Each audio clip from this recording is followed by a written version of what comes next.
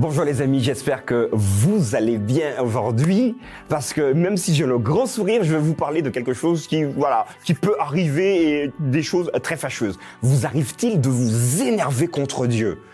N'hésitez pas à me le mettre en commentaire. Vous voyez, j'ai foncé les sourcils. Nous allons en parler aujourd'hui.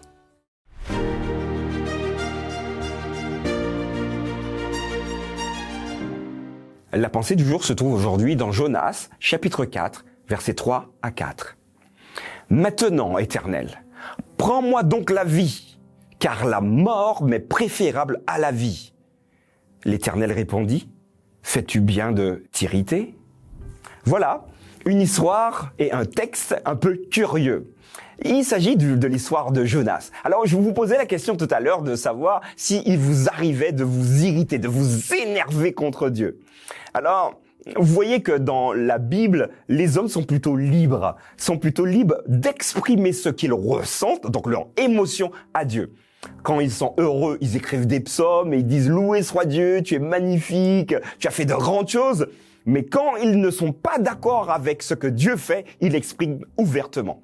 Et c'est d'ailleurs le cas de Jonas. Alors n'hésitez pas à me dire si vous retrouvez un peu dans la vie de Jonas. Avez-vous déjà eu un comportement de ce type jusqu'à vous énerver contre Dieu? Alors, Jonas va l'exprimer. Pourquoi? Parce que Dieu a fait du bien à Ninive, ne les a pas détruits. Et Jonas, il est vexé parce que finalement, il a fait ce que Dieu lui a demandé et le résultat n'est pas là. Et il va dans l'extrême. Et parfois, nous sommes aussi dans l'extrême. Maintenant, Seigneur, je ne veux plus entendre parler de toi. Alors que pendant des années, vous étiez peut-être à l'église, vous étiez en train de prier, d'échanger sur des textes, discuter avec des avis pour, des avis contre, mais finalement, il y avait une vie. Et parce qu'il se passe quelque chose de fondamental, un élément déclencheur, nous changeons notre fusil d'épaule. Et c'est le cas ici. Il veut jusqu'à perdre la vie.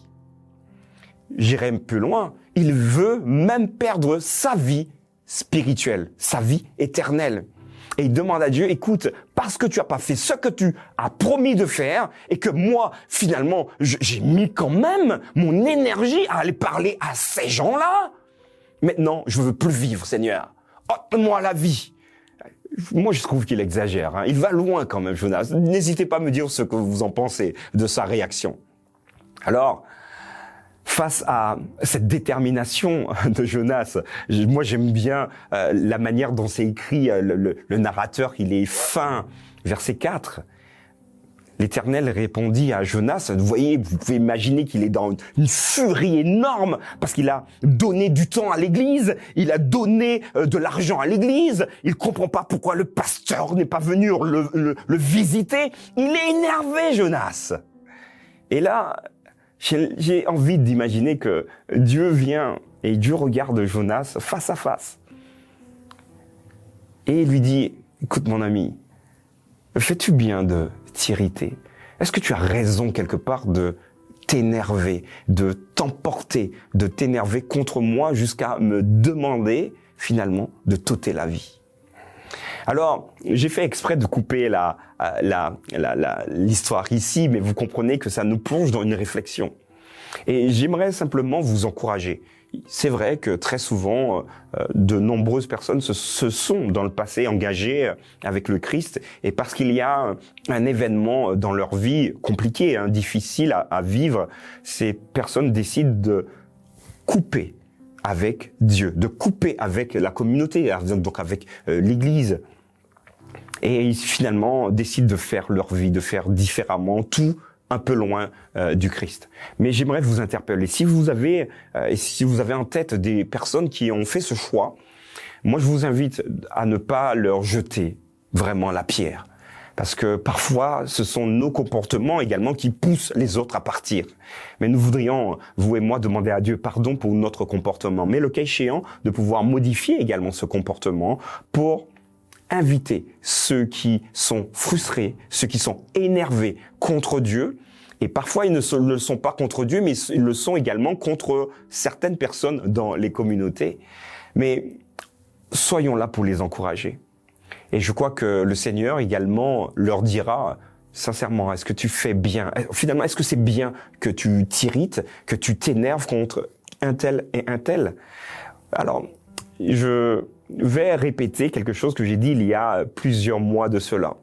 Vous pouvez quitter votre communauté, mais n'abandonnez surtout pas l'Église de Dieu. En d'autres termes, si vous ne vous sentez pas bien dans une communauté particulière parce que vous entendez pas avec quelqu'un et que vous considérez autant que le rapport avec cette personne-là est invivable, ne vous faites pas souffrir. Changez de communauté, mais surtout continuez à prier pour cette personne-là parce que vous devez également la retrouver au ciel. Donc ce n'est pas une séparation définitive, c'est une séparation pour refaire descendre la pression, comme d'ailleurs Paul l'a fait avec l'un de ses amis.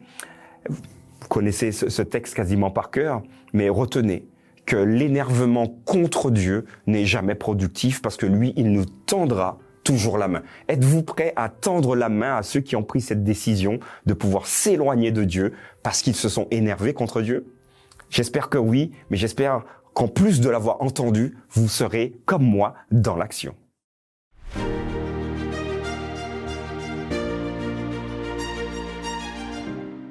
N'hésitez pas les amis à commenter, j'aimerais bien vous lire à ce sujet.